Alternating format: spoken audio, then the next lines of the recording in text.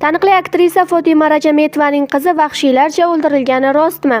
Hozirgi videorolikimiz aynan shu haqida. Videoni oxirigacha tomosha qiling. Kanalimizni ilk bor ko'rib turgan bo'lsangiz, videoga like bosishni va kanalimizga obuna bo'lishni unutmang. San'atkorlar oilasida tug'ilgan Farangiz Rajametovaning taqdiri go'yo boshidan kino bilan chambarchas bog'liq edi. Ustoz aktyorlar To'g'on Rajametov va Shirin Azizovalarning nabirasi sifatida uning ijodga bo'lgan qiziqishi ham tabiiy. Farangizning sahnadagi ilk qadamlari keyinchalik tomoshabinlar qalbidan chuqur joy oladigan, samimiy va ta'sirchan obrazlar yaratishiga zamin bo'ldi. Garchi u filmlarda ko'p suratga tushmagan bo'lsa-da, o'ynagan har bir roli bilan o'ziga xos iz qoldirdi. Qisqa umr ko'rishiga qaramay, u hayotda ham san'atda ham mehr va e'tibor topishga muvaffaq bo'lgan ijodkor edi. BBC qo'ng'iroq qilib Farangizni kastingga olib boraman deganida hayron bo'lganman, ammo Oyijon filmi haqida eshitgan edim. Chunki hamma filmlarning kastingi ham televideniyada e'lon qilinardi. Hatto ijodkorlar avvaliga butun respublika bo'ylab rolga nomzod izlashgan ekan.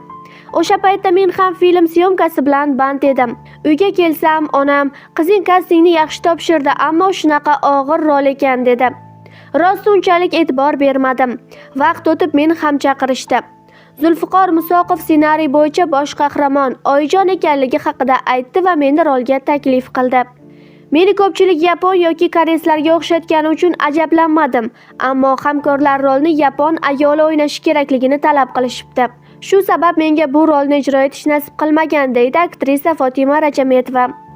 Qizimning hayotdagi fe'l-atvori qanday bo'lsa, kinodagi roli ham shunday edi. Odatda bolalar rejissyorni qiynaydi, ular bilan ishlash qiyin deyishadi. Ammo Farangiz hech kimni qiynamasdi. Yig'lash kerak bo'lgan sahnalarni ham tabiiy ijro etardi. Qizimning bolaligi to'kis baxtda o'tgan. U paytda otasi rahmatli ham tirik edi. Bola bo'lib yig'laganini, injiqlik qilganini eslolmayman. Suratga olish paytida tun sahnalari ham ko'p edi. Yarim tun bo'lganida ijodiy guruh ishni to'xtatishni, charchashganini aytishardi. Farangiz esa biror marta charchadim demagan. O'shanda Zulfiqor Musoqov 6 yoshli qiz biz bilan barobar ishlayapti.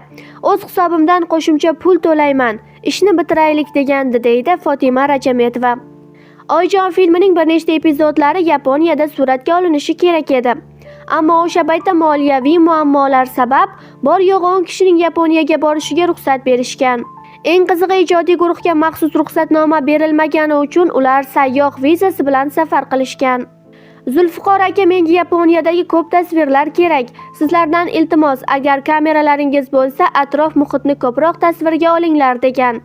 Filmda biz olgan kadrlardan ham foydalanilgan. Film yakunida Kento Aoshima va Satoko Akiononing muzqaymoq bilan bog'liq sahnasi bor. Ko'chada suratga olishga ruxsatnomamiz bo'lmagani uchun uni bir dublda olishimiz kerak edi. Uning ustiga bir marta muzqaymoq tekkach, uni tozalashga ancha vaqt ketardi. Kento Aoshima bir urinishda muzqaymoqni ustiga surib, boshiga uni qo'ndirib qo'ygan, deydi Fotima Rajametova. Oyijon rolini ijro etgan ayol aktrisa emas, teleboshlovchi edi. Rolga kirishishi juda qiyin kechgan. Samarqandga kelganda rejissyor Zulfiqor Musoqov rolni tushuntirguncha qiynalib ketardi. Siz rolni his qilmayapti, derdi. U ayolning yoshi 50 ta, ammo farzand ko'rmagan ekan. Buning sababini so'raganimda karyera qilishim kerak degandi. O'shanda Farangizning albomini olib, chaqaloqlik paytida tushgan rasmlarini ko'rsatgandim. Suratga olish paytida unda ham onalik hissiyoti paydo bo'ldi. Farangiz bilan yaqin bo'lib ketishdi.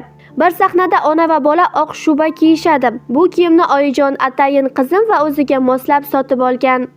Syomkadan keyin uni qizimga sovg'a qilgandi, deydi Fotima Rajametova.